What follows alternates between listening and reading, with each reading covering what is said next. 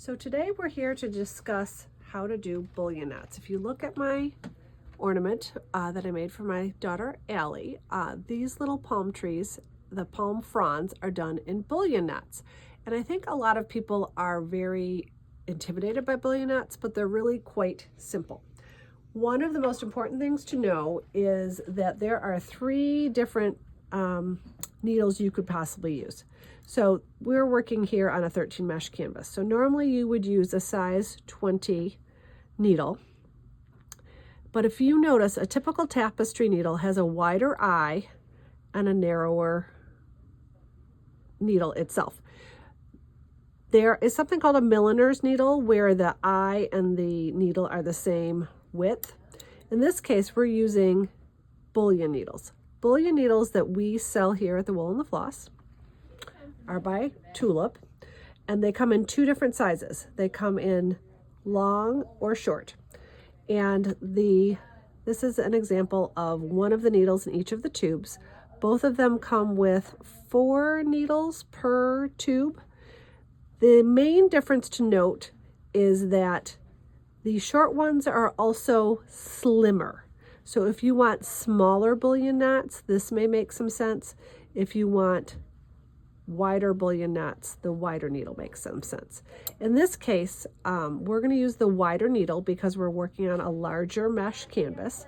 I have pulled 3 ply, I think, 4 ply actually, which I think will be just fine, of Bella Lusso.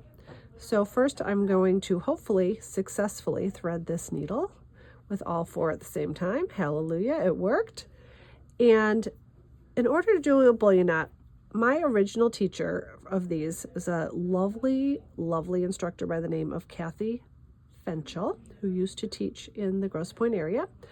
And she would always say, up at A, down at B, wrap, wrap, wrap, back up at A, down at B. So I'm going to use those same prompts. So a bullion needle can be as long as, a bullion knot can be as long as your thread is.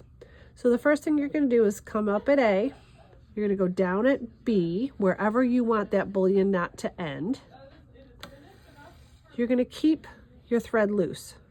You're going to come back up at A. Sorry, my hands are not cooperating. And you're going to leave this needle kind of standing out of the canvas. I'm holding it on the back so I can move it around. And you're going to wrap, wrap, wrap, wrap, wrap.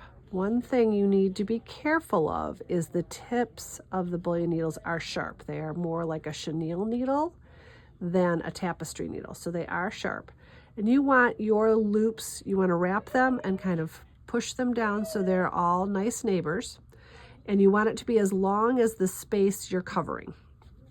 Once you have them, the amount of wraps you need, sorry, my fingers are not working, you're going to kind of hold those top ones in place, and you're going to pull up your needle and pull them through all those little wraps you just made. And this is why it makes sense that the eye of the needle is the same size as the rest of the needle. And I'm working with wool, so they tend to stick to each other a little bit more, but you can nudge them around. I'm just kind of flicking them around with my fingers. And remember I said up at A, down at B, back up at A, and back down at B, meaning you're sharing that hole again. And you're going to pull that down and into place.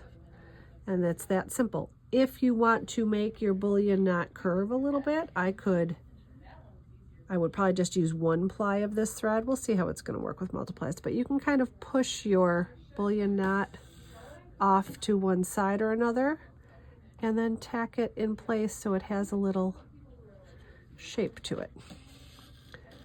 But that's kind of graduate bullion knots. But there you go. It's that simple.